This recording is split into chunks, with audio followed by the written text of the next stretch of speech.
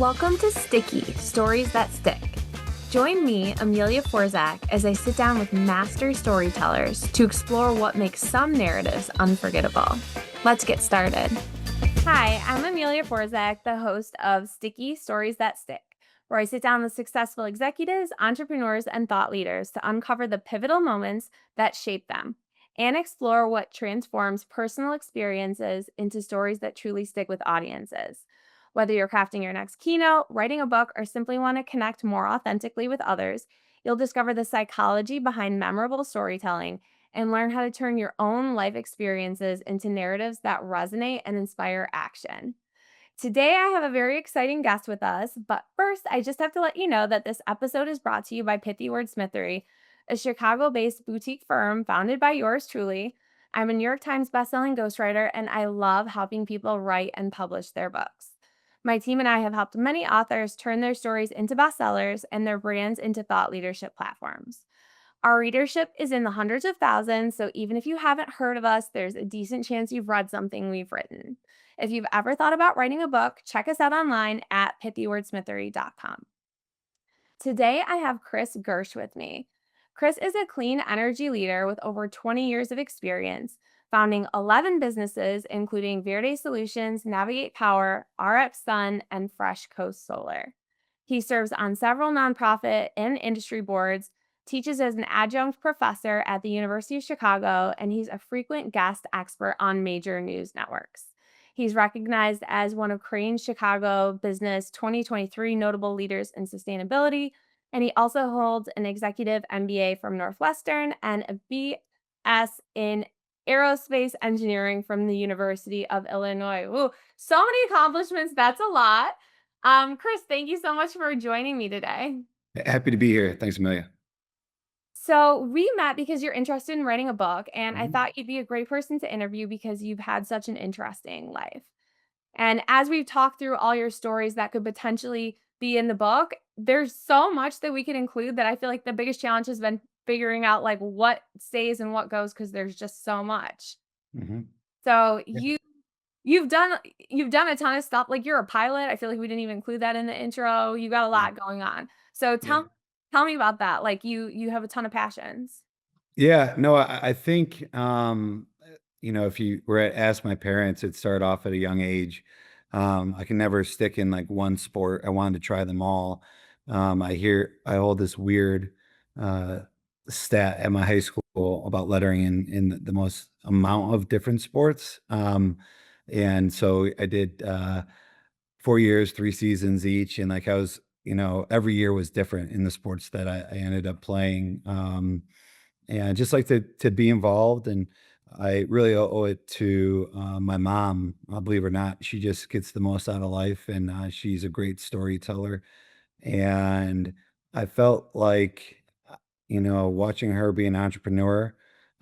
She had a shop, cutting hair that was kind of attached to our house, and hearing the stories that she told, and really the pride that she got from discussing all the different things that my brother and I were doing. It made me really happy to kind of do different things and hear those stories that she would I she might have embellished a little bit here and there, but, overall, they were incredible, ways to encourage, my brother and I. She didn't even know she was doing it, and so, experiencing life getting out there is something that, I really owe to my parents.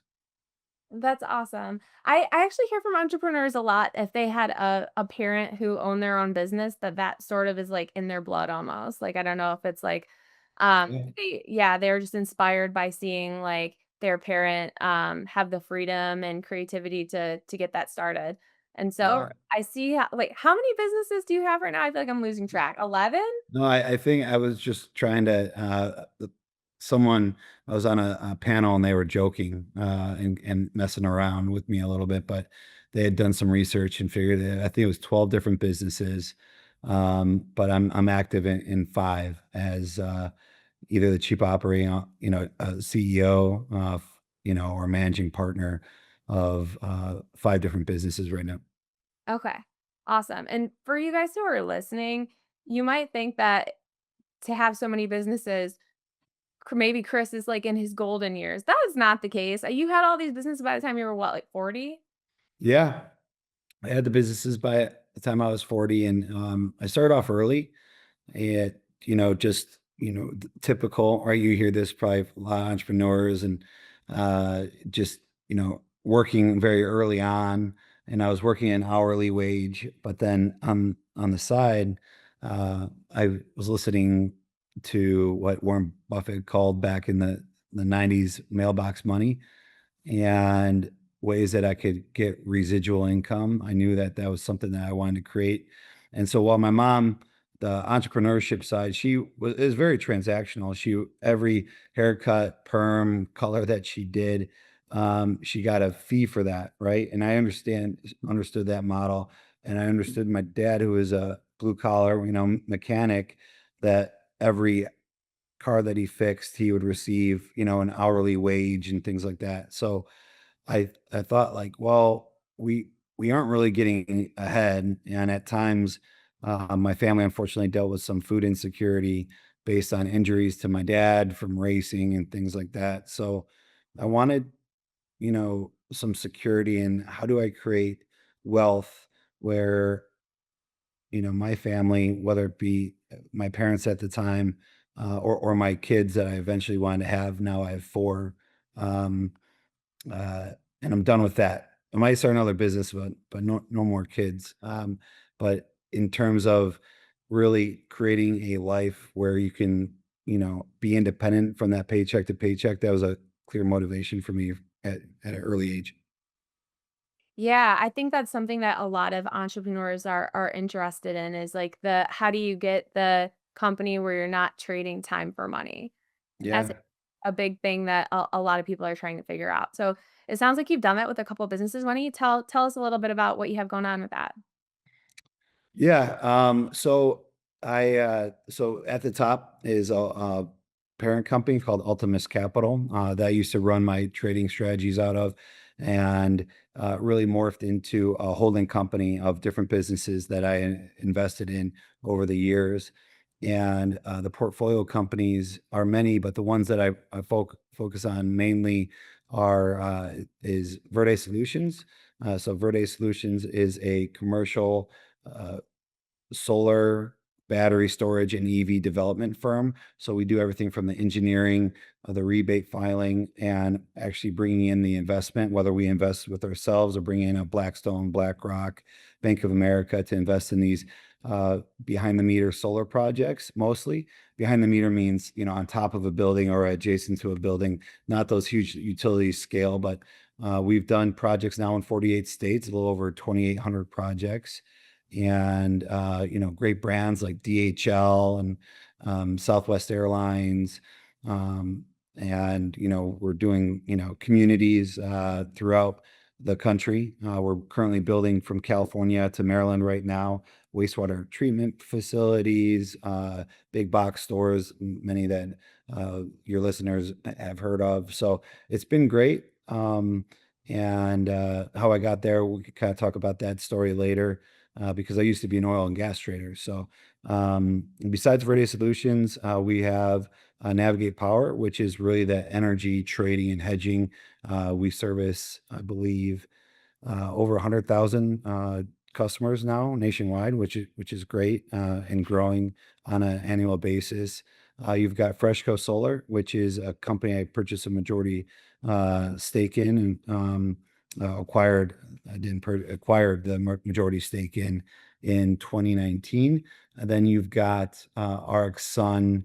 I'm sorry, Freshco Solar builds all the systems for Verde Solutions, and RX Sun. RX Sun is a residential solar company. We do work primarily in Illinois, Wisconsin, Michigan, and Florida.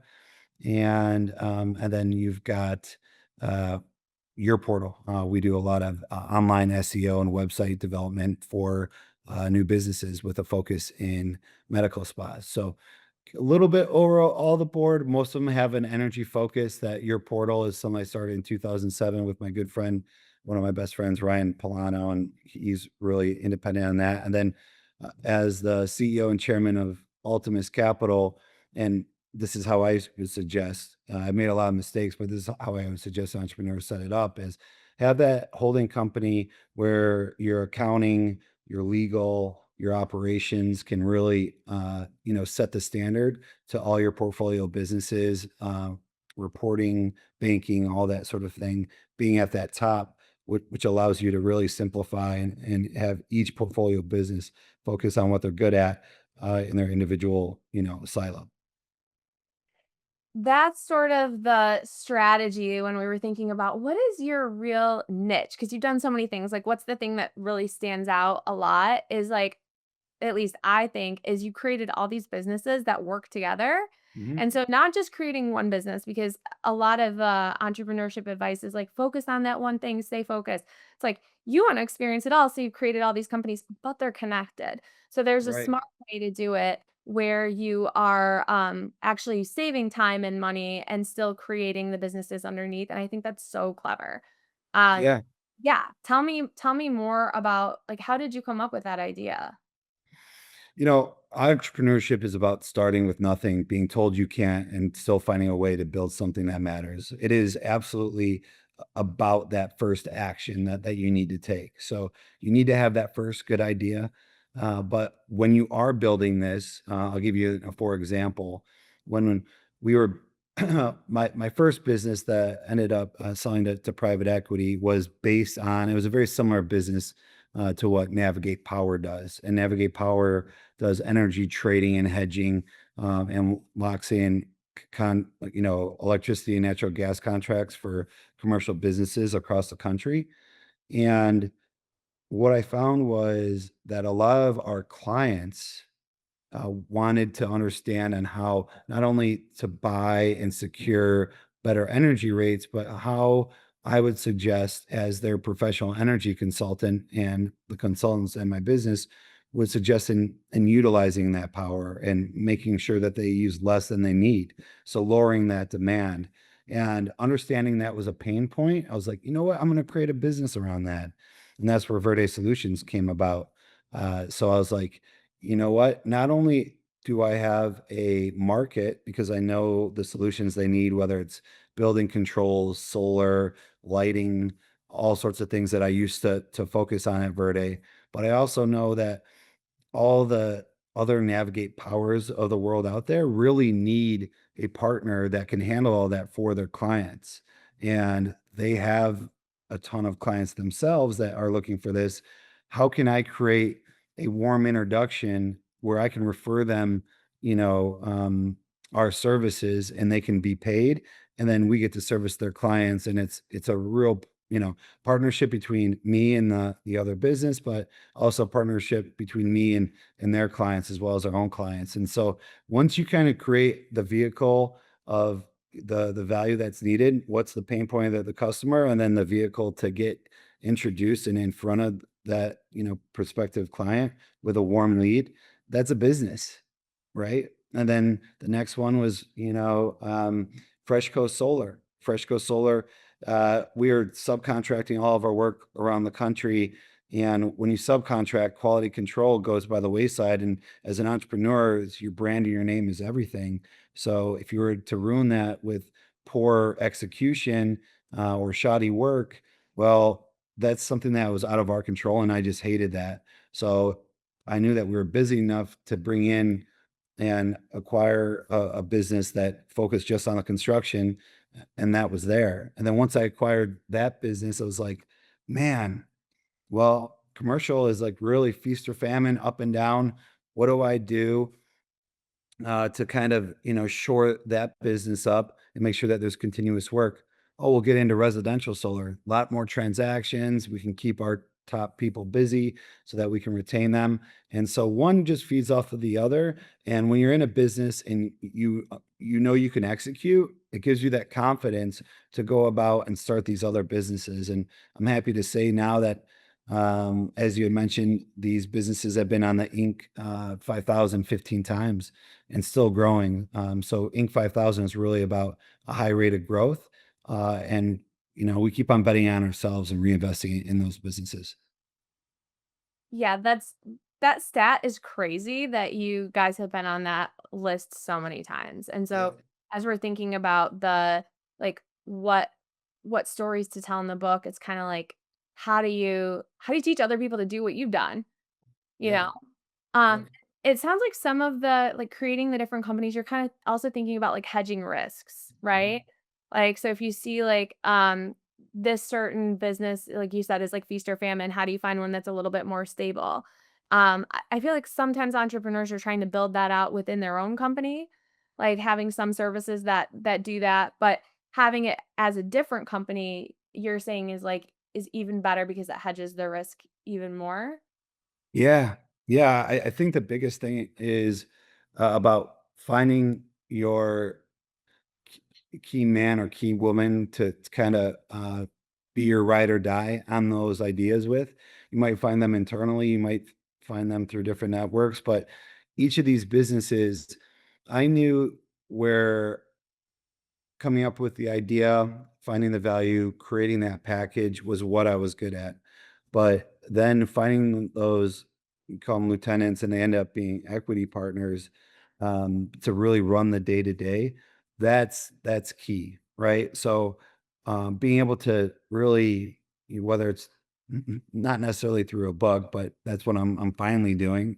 Something I wanted to, but being able to sit down and communicate your vision, your dream with someone where they buy in enough and they see the upside, and you know that their skill set kind of, be very transparent with them, know them, let them know that this is what I'm good at, this is what I'm going to do in this partnership, and this is what my expectations are for you. And once those two things are set, you can, you know, start the system and let them run with it. Uh, but knowing that you got to take care of them, right? So if you want to maintain your equity in a business, you got to let these lieutenants, they got to get a salary. They've got to kind of, it doesn't have to be much, but you're going to have to sacrifice. And so while you're creating that hedge, sometimes you're going really lean on yourself, which is something that I've had to do time and time again. And uh, it's not for the faint of heart, but if you can do it and you believe in yourself and you can carry that momentum through that you've done with one business, um, you're able to really build on that business's momentum and add these others, and just betting on yourself over and over again. That's what entrepreneurship is all about. Mhm. It sounds like, one thing that you are good at is being able to start something, trust someone to run it, and not having it suck up all your time. I think that's, like, the trap that a lot of people fall into is, like, how can you start a business and not just be so busy, right? Yeah. So, Yep. it's finding the person to run it and just trusting them and just backing off and letting them do their thing to some extent. 100%. Yeah, adversity is the down payment on resilience. Like it is, you know, that tough time that you're talking about with those partners, if you can be resilient with someone else, that sets a foundation, and those key relationships is what it takes to build a fast growing business. Mhm. Mhm. So you've had that work with a bunch of businesses. Have you had trouble with any of them? I know we always talk about, like, all Yeah. the great things that happened. Yeah, tell me about a time where maybe you tried to do this and it didn't work quite as well. Yeah. So I think that kind of gets into my origin story a little bit, in that I had a hedge fund, and the hedge fund, it was like the trading pit. It really taught me that, valuable truth is that hesitation is more expensive than a mistake. I remember, you know, not getting on trades and jumping into things that I could figure it out. Like I always pride myself with being able to figure things out.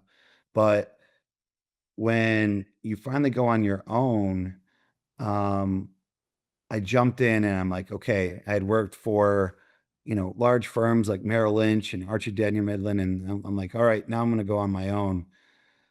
And I was 20, I think 26, 27, somewhere around there. And I went through my savings. Like I had done pretty well. Uh, I had made more money at the time than my parents had in their life and saved up. And I was so excited. And I thought that if I could trade, I could run a business. And that was completely wrong. Um, and I saw, this huge amount of money start to tick away that I had saved up um, to start this business by hiring the wrong people, having the wrong goals, not aligning expectations, all these things, you know, that were really expensive, but was really just I was paying for my education and how to run a business, and it ended up failing initially, and then just on costs alone and different ideas and giving people equity that probably shouldn't have had equity. And then when I did a reboot, things were going really well for more than 2 years, and then some of the risk mitigation that around the flash crash and I'd I want people to read the book, so I'm not going to go into too much detail. But long story short is it wiped me out almost completely. I was able to, you know, crawl and fight my way back. But my faith came in, and I made a deal to get out of oil and gas trading for coming back and being able to survive that career ending, almost career ending, trade. And um, so those are two examples of number one, not knowing how to run a business and throwing money at a problem that is not the solution. And number two is that, you know, markets reward those who can adopt faster than, they panic. And with trading,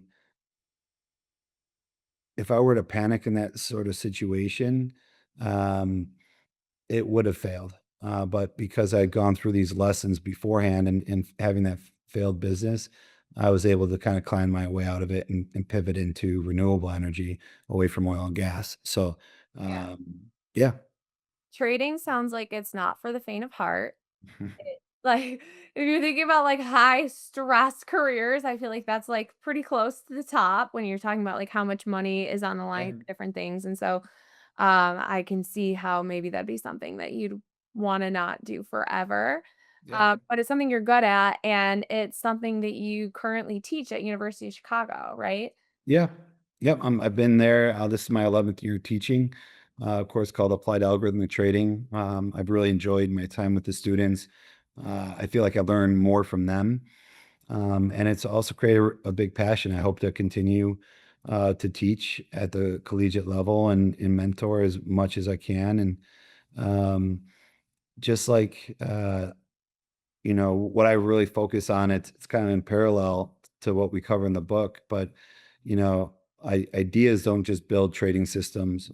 Ideas don't build businesses, but action really does. And so, putting all your theory, all your years of academia, and then creating your own trading system that you can present to head traders, employers, or just go on your own and start our own fund. It's kind of cool to see some of my past students now running their own business and getting investments and looking to me for guidance afterwards. And I think that's the biggest credit you can ever have as a professor is that your students continue to engage with you, reach out and text you and things like that. And so I find that really rewarding. And I'll share some of those lessons within the book. Yeah. I think that's super cool, and also I feel like teaching, college students would give you very good feedback on how good of a storyteller you are and how interesting you are based on just, like, what the audience looks like as you're teaching. Like, Yeah. what has that been like in terms of, like, learning how to, like, um, improve your presenting skills or improve the way you're telling stories? Like, what have you said that's really, like, made people lean forward in their seat and listen versus, like, things that are like, "Oh, that's going right over their heads." Yeah, I think it's the applied nature of everything.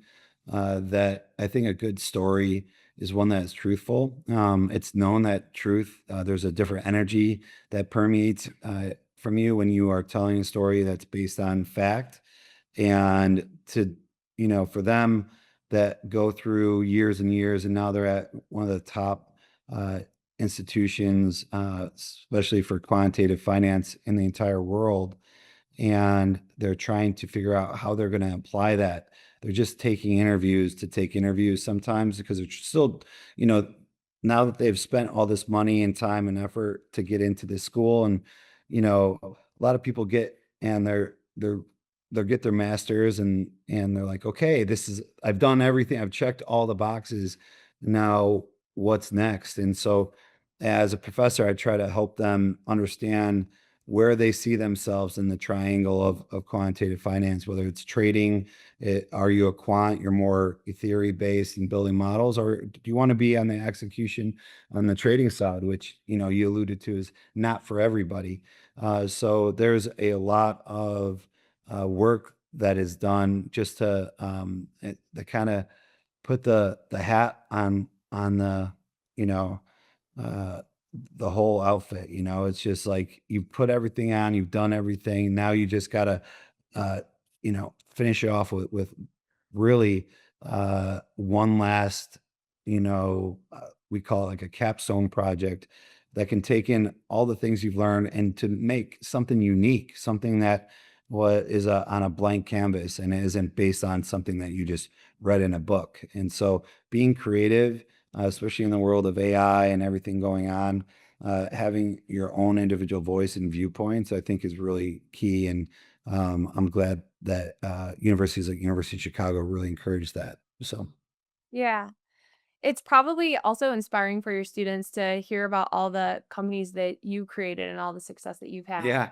And the feedback. We do this thing called CTech. So last 11 years, I tell you, when people are paying that amount of money to go to school and get a master's degree from University of Chicago, most are great. A lot of very positive feedback, and some have gone to extent to give me, reviews on LinkedIn because they've enjoyed it so much. But some really give critical feedback with what they want and needed, and being able to communicate that in a way I think is people hide behind emails. And Mhm. so what I always ask is, reach out. I'm always trying to get better at my craft, and I take those to heart and try to and it's good to see that over the years, you know, the 20% of students that are giving, like, I wish I would have done this, as drastically gone down.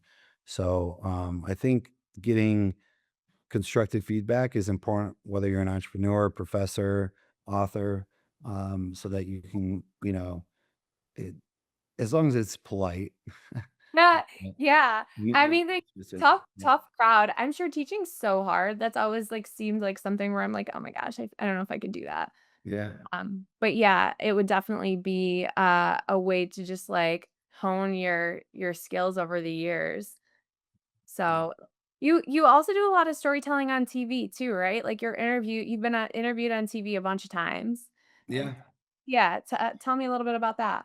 Yeah, so I started back in 2008, doing business commentary for CNBC, Fox Business News, CNN, WGN, really all over the board whenever they need someone to talk about energy, natural gas, oil trading, currency, crypto, all things that I have expertise in. They would call me, and it would be great. Get back on the floor, which I hadn't been on since 2004, 2005. And I was at the old Board of Trade. It's no longer there. They shut it down during COVID, but I really enjoyed a lot of that. And now it's all studio time, more of a business analyst now with the businesses around renewable energy. That's my main focus. But it was always entertaining. I got to meet some really cool people throughout the process, everyday names, and like Sandra Smith on Fox became a friend of mine. We, would have barbecues, lived close to each other in Lincoln Park.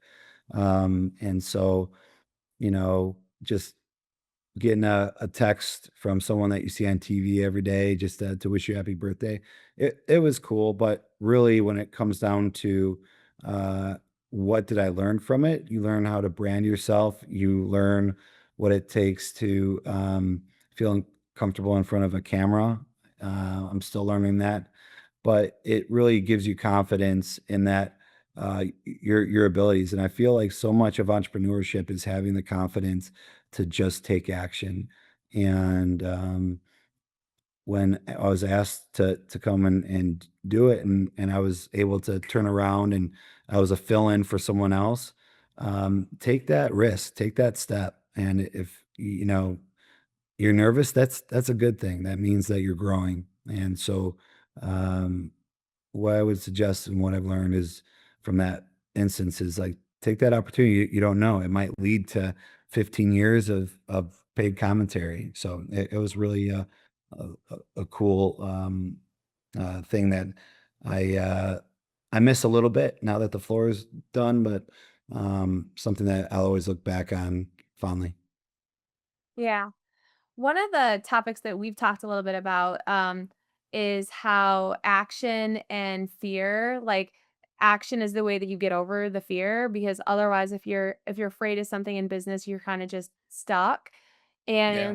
And taking that action and then getting momentum, like any kind of momentum feels good. Yeah. Yeah, and Yeah. that's good advice not just for entrepreneurs, but for anybody. Right. I think 80% of everything is like action, right? It's just like whether you're doing a cold plunge, whether you're getting up to like, you know, I think people that are my age and that are building their businesses so often get caught up in the everyday ups and downs, and you forget sometimes what got you here, and it was just action, doing the right thing, and like getting paralyzed as a leader in your organization can really, in inaction, things can happen really rapidly. So um really taking you have to have the personality that you're going to take it, take the reins and lean into the fear you have, because um everyone's expecting you to be that person. You have to be. Just like when you're running a family, like you've got to be that man or woman that is going to lead people through everything. And um, momentum, once it kind of it's about reinvesting in that momentum. And so many times I've seen businesses come and go. They have a good quarter, and then they're starting to buy things. They, upgrade their lifestyle. They buy a new house instead of reinvesting in the business, hiring, three more salespeople or something like that. And I've seen those companies, dependent on one or two individuals, and when one of those people leave, their business shatters. So you've got to make sure, as you had mentioned before, you have a hedge on all Mhm. that.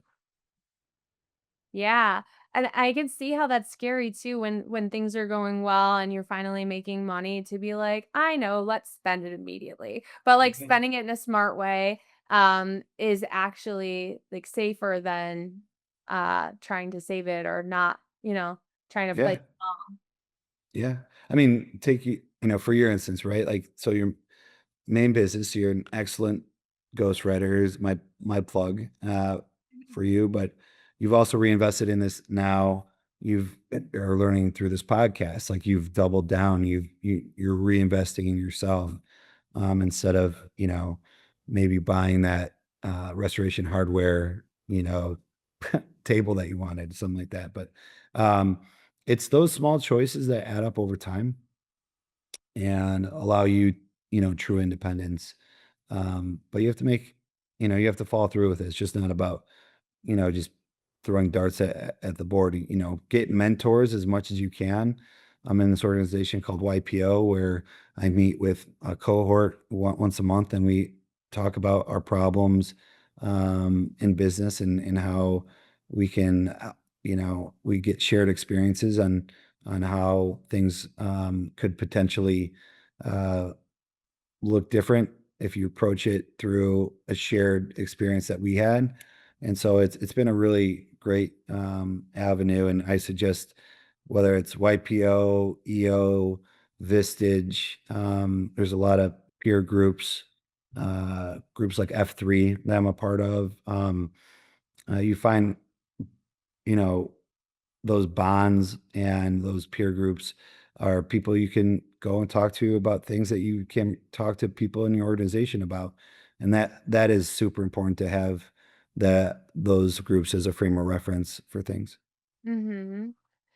Definitely. And then for entrepreneurs, especially when you can't always get into the nitty gritty with the people that work with you because they Mhm. report to you. So it's a little bit Yeah. different. You have to find that separate peer group. And that's probably true for like leaders as well, right? Like, cause you don't want to vent like within the organization, but being able to have people that you can talk to. Super Mhm. awesome. Well, I had one last question, but Yeah. before I ask it, I want to let people know how can they find you online if they want to stay connected with you. Yeah, and if people just connect with me on LinkedIn, it's linkedin.com/, I think it's Chris Gersch, Christopher Gersch, and I'm sure we can put it in the link. That's a great way to get a hold of me. I do check it as much as I can, and always open it to networking. And then there's our contact information on ultimatecapital.com. If you want to get into renewable energy investing in battery storage and EV and want to talk about that, I'm happy to do so. I also am a guest speaker at a lot of different events. I've done several keynotes. So if you want someone to talk on entrepreneurship or renewable energy, I'm happy to do so. Awesome. Okay, so my last question for you, going with the theme of the podcast, Mhm. what's your best advice for telling stories that stick with people? I think that the best advice, and it's funny that like when trying to come up for years, like what's a book that like people want to read, right? And what's sticky in my experiences that I keep on going back to. I think stories that stick are not just about your success, but it's about the mistakes and the pivots that you had to make. I think that being because people see themselves as everyone's human. People make mistakes. They uh, go down the wrong road and have to get back on track. And I always think of this quote from a friend of mine: "Never curse the crooked road." And it's something that I remind myself of a lot. And when I tell a story, I always ask, would this still matter 20 years from now to my kids or my team? Um, if yes, then that's a story we're sharing. And, you know, if you can tie a story to a visual, like a person's face, it lodges a memory. And, the memories that I remember, I remember whether it's me looking back at myself in the mirror or the faces of the people that it affected, whether it was tears or fear. Those are the stories that I remember most. And I think those are the stories that you and I are sharing in the book. Yeah. Yeah. So don't be afraid to be authentic, share the humbling moments, the moments where failure is a feature. As we Yep. were talking about in the book, it's not something bad, but something good that you can learn from. So yes, I agree. All that stuff is interesting for people and sticky in the memory. So Mhm. Chris, thank you so much for joining us. Again, this is Chris Gersch, clean energy leader, serial entrepreneur, professor, pilot, all the things. And thank you for joining us. Thank you. Thanks for listening to Sticky Stories That Stick. We'll see you again next time. Be sure to click subscribe to get future episodes.